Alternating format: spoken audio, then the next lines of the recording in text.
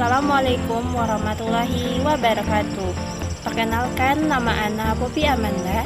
Ana berasal dari jurusan Tadris Matematika dengan nomor NIM 2130105034 dengan mata kuliah Sejarah Peradaban Islam, dan dosen pengampu Ibu Dr. Haja Yanti Mulyarosa, SSMA.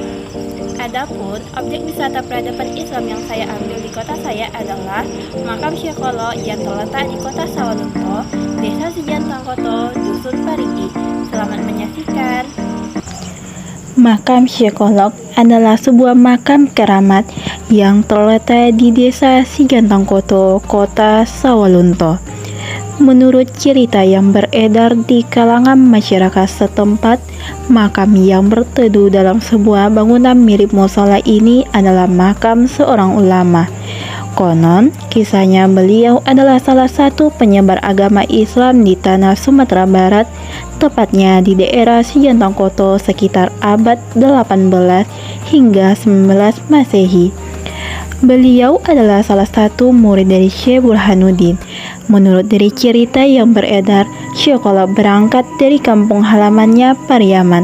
Beliau berangkat bersama dua orang temannya, yaitu Rahmali Mandaliko Panjang dan Sakaria, yang makamnya berada di sebelah kiri dan kanan makam Syekholo. Kepergiannya dari kampung halamannya tidak diketahui oleh pihak keluarga.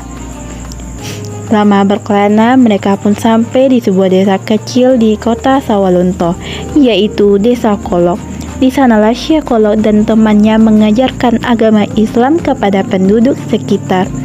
Setelah itu, Syekholo melanjutkan perjalanannya menuju Desa Sijantangkoto, sebuah desa yang terletak di Kecamatan Talawi, di sebuah surau yang bernama Surau Limpik. Di sanalah beliau melanjutkan perjuangannya dalam mengajarkan pendidikan agama Islam kepada masyarakat sekitar. Syekholo adalah panggilan masyarakat Sijantangkoto kepada sang ulama. Karena tidak diketahui identitas namanya, masyarakat menyebutnya dengan panggilan Syekholo. Asal-usul tersebut adalah karena beliau pertama kali berkelana di Desa Kolok. Pada suatu ketika terjadi banjir di Surau Limpik.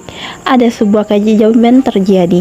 Di saat air banjir sudah melampaui atap dari Surau Limpik, anehnya surau itu sama sekali tidak basah.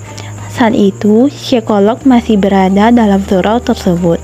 Beliau wafat di Desa Sijantangkoto dan dimakamkan di Dusun Parigi. Setelah Syekholo wafat pun masih banyak kejadian luar nalar terjadi. Orang-orang menyebutnya dengan sebutan sakral. Suatu ketika, cucu dari Syekholo bermimpi akan keberadaan beliau. Dalam mimpi itu, cucu Syekh melihat bahwa kakeknya telah tiada dan dimakamkan di sebuah desa di kota Sawalunto. Dalam mimpinya ada petunjuk akan keberadaan kakeknya, yaitu sebuah kerang besar di atas kubur sang kakek, dan ini menjadi petunjuk cucunya dalam mencari keberadaan tempat peristirahatan terakhir Syekholo. Mengetahui hal tersebut, cucu Syekholo pergi ke kota Sawalunto dengan membawa petunjuk dari mimpinya. Sampailah ia ke Desa Sijantangkoto. Usut punya usut, setelah dibuktikan benar bahwa itu kubur dari kakeknya Syekholo. Sejak saat itu, banyak orang-orang dari Pariaman pergi berziarah ke makam Syekholo sekitaran bulan Safar. Banyak yang percaya bahwa itu adalah makam keramat. Dari para peziarah, banyak yang membawa hajat dengan berdoa di makam tersebut.